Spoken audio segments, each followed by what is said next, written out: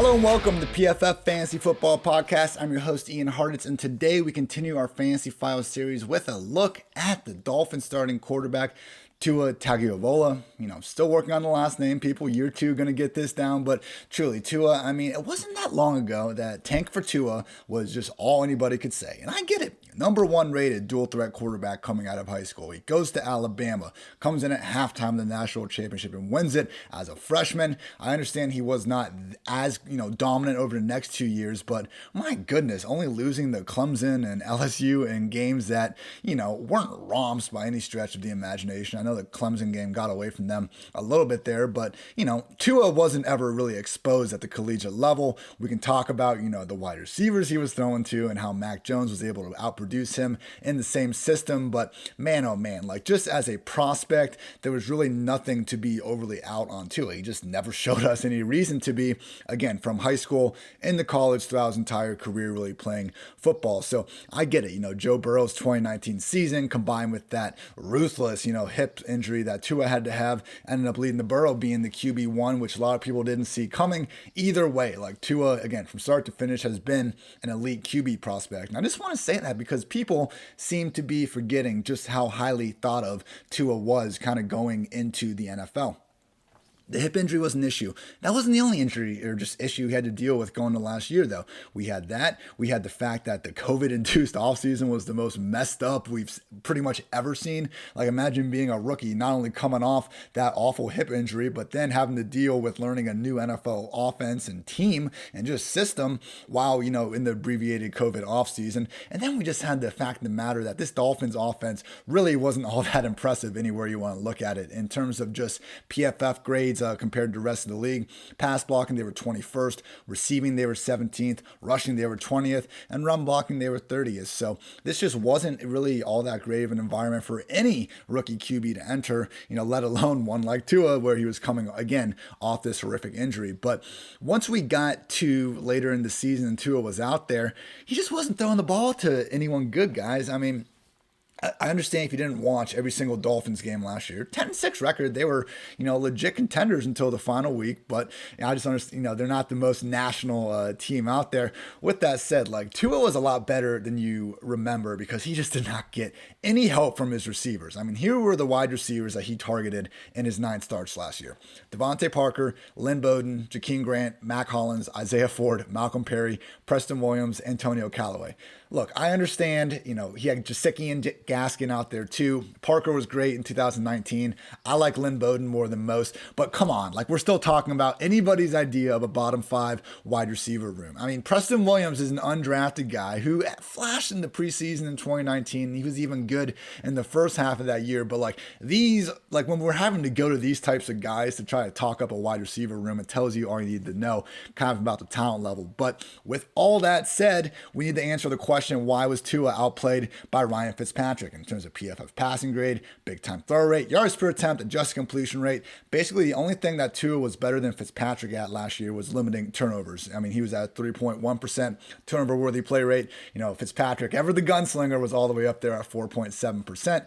But I'm just not super concerned with this because Fitzpatrick was an above average NFL QB last year. He was number 9 in yards per attempt, number 12 in adjusted completion rate. Let's face it, the last 3 years with the Buccaneers and then with the Dolphins, Fitzpatrick, when given the opportunity, has been a very good quarterback. It didn't make sense for Tua to ever replace him in terms of, the meritocracy that the NFL pretends to be more times than not. But, I'm also not, just terrified of Tua moving forward because he couldn't outproduce Fitzpatrick in year one in a bad offense, coming off injury in the most messed up offseason we can remember. So no, Tua was not great last year. He wasn't really even good, but he wasn't bad. He was 25th in PFF passing grade among 44 qualified QBs. And again, just watching some of the film, the drops that they were dealing with, he had a 90-yard touchdown potentially to Jakeem Grant, just hit the dude in the helmet, 50 yards downfield. Countless throws against the Chiefs were dropped after he made some big plays.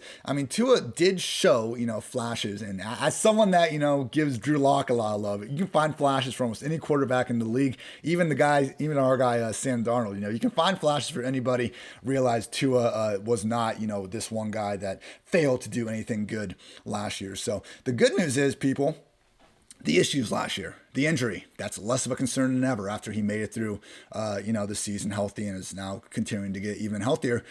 Not an issue. Ryan Fitzpatrick, now a member of the Washington football team. The bad offense all of a sudden is looking a lot better, man. I mean, I wouldn't say the Dolphins are, the most improved overall offense in the league, but man, I think they'd be on the short list, pretty much anyone's top 5, because adding Will Fuller and Jalen Waddle, these two just ridiculously explosive players, it's going to just immediately force defenses to defend them differently. And Will Fuller, we've seen the impact of him in an offense before with Deshaun Watson, who averaged 8.8 yards per attempt with Fuller compared to just 7.6 yards per attempt without. I mean, even DeAndre Hopkins averaged more fantasy points per game with Will Fuller than without when he was a member of the Texans on fewer targets, because that's what Fuller does, man. Having that speed on the outside, even if you want to say that Fuller was a product of PEDs, he was a product of Deshaun Watson. I don't really agree with either of those statements, but even if that's your stance, at a minimum, Fuller on the outside is going to cause a bit more hesitation from safeties and defensive coordinators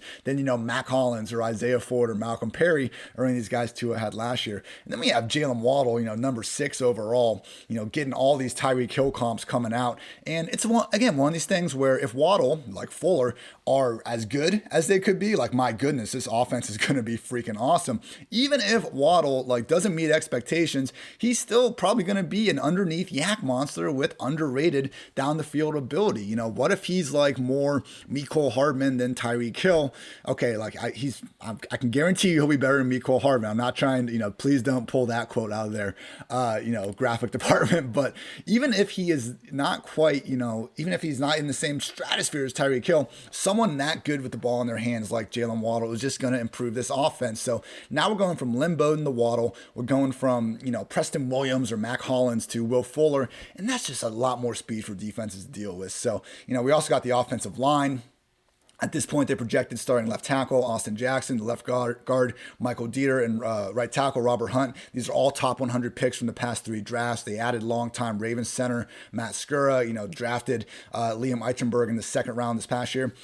They've been a bad offensive line, but, with this unit, similar to the Bengals, I'm not saying they're going to be great, but I think they've done enough there. They've invested enough high round resources in the group over the past few years that we can at least expect them to probably start to approach mediocrity at a minimum in the upcoming years. So there's every reason to believe that the Dolphins have put a better offense around Tua. Now the question is, can Tua really, help and enable and really push forward everybody else? And I guess that's the question I have most with him. I think Tua can be a good quarterback, hell, even maybe a great quarterback in the right NFL system. We saw Jared Goff become a great NFL quarterback during a mostly large portion of the 2017-2018 seasons when he had a great offensive line, playmakers, and a great scheme. I mean, Blake freaking Bortles went to an AFC championship and, wasn't exactly the reason why his team failed to bring home the title. So we've seen, in my opinion, far less talented quarterbacks than Tua propped up by their system, by their teammates. I do think that Tua is going to, kind of be more of this sum of its parts QB than someone that's going to just carry an entire team. We'll see. Maybe I'll be wrong. Again, last year's environment couldn't have been much worse for him. But at least for 2021, I'm concerned about his ability to be this game breaker, particularly in terms of Fantasyland, which of course is what we want to focus on here on the PFF Fantasy Football Podcast. And the biggest issue, it's the rushing floor. At this point in the NFL, there's so many more quarterbacks that are willing and able to run than in the past, that when we have someone like Tua, who last year was a game manager because they were a contending team where they didn't need him to really try to take over games. They had a great defense and they just didn't really want Tua to go out there and lose in the game. But because of this, he only had more than 30 pass attempts in, I believe, 3 of his 9 starts. Only more than 30 pass attempts in only 3 of his 9 starts. In rushing, he had games with 35 yards, 24 yards, 28 yards. He can run. He's mobile, but man, in the other 6 games combined, he only totaled 22 rushing yards. I mean, this guy never had a game over 50 rushing yards at Alabama. Or maybe he had 1, but either way, he's never really been a guy where if his first reason there, he's going to take off and run, which that's an admirable, if not great trait for a quarterback to have. It's just not that great in this silly game we call fantasy football. So for me, I don't care who you are. If you're not getting high-end passing volume or high-end rushing volume, you're not going to be able to put up big numbers. I mean, Tua is basically, one of the comps he's gotten over the years is like a Russell Wilson. That's kind of the situation he's in, man, unless they really decide to open up the offense, which would make sense with the added talent. But then again, maybe not so much if they want to, again, try to lean in on this defense. But unlike Russ, obviously Tua has never managed to demonstrate the sort of Hall of Fame efficiency that Russ has made just a yearly occurrence, and we have seen nothing resembling Russ's consistent ability to pick up rushing yards. So Tua, I'm very bullish on his ability to improve his efficiency in 2021. I think he'll be a much better real-life quarterback. I'm still not sure he's someone we need to concern ourselves with too heavily in fantasy, and that's going to take us to our PFF Lily stat. Guys, in his 9 starts last year, here are his fantasy weekly finishes. QB 26, QB 17, QB 15, QB 26, QB 21, QB 4, there we go, and QB 19, QB 31, and QB 17. Only really one even somewhat usable week out of him. I mean, okay, if we want to talk up the QB 15 performance, be my guest. But man, not great. And even with the offense likely to be better, we want shootouts. We want guys like on teams, Dak, Joe Burrow. We want Ryan Tannehill, Russell Wilson, quarterbacks that are going to have trash defenses that are going to force the coaching staff's hand, and I'm not sure that's what Miami presents. So for me, my ranking for Tua entering this year is QB 22. He landed in my tier 5, realistic path to success, but hardly a foolproof investment.